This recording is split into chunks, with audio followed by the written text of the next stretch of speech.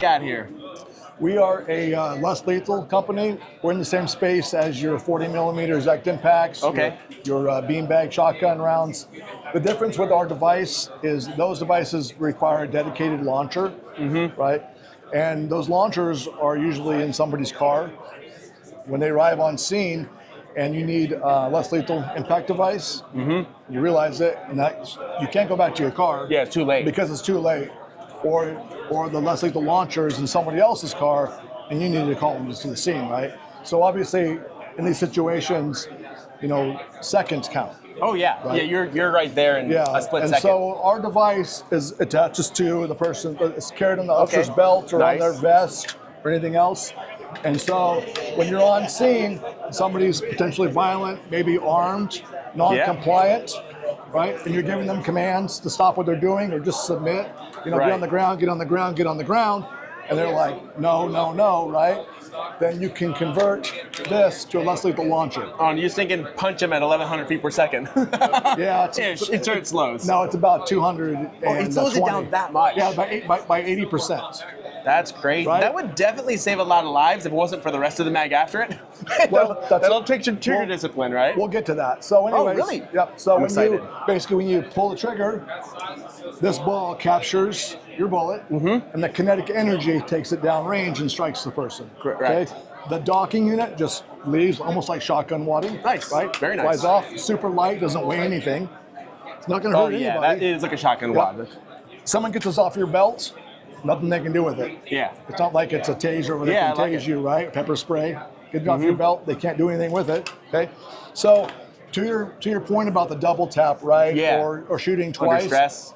Yes. If it's used properly, that shouldn't happen, because if you're talking to somebody, giving them commands, and the situation is stabilized, we do not recommend this be used in a rapidly evolving stressful situation. Right. This is like you're going to be under stress. Yes, but you are giving the person commands. They're just not complying with you.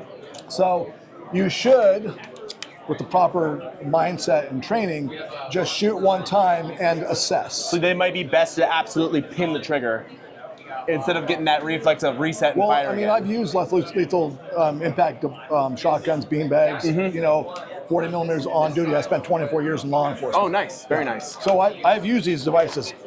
You don't keep on shooting. You shoot and you assess. You shoot and you assess. Was it effective, right? So one of the benefits to this device, yes, a drawback could be the second round in is going to be a lethal round. That's also a benefit, because many times these devices they're not effective. If somebody is a committed person, you can hit them with a 40 millimeter beanbag. I've seen it. They can be on something.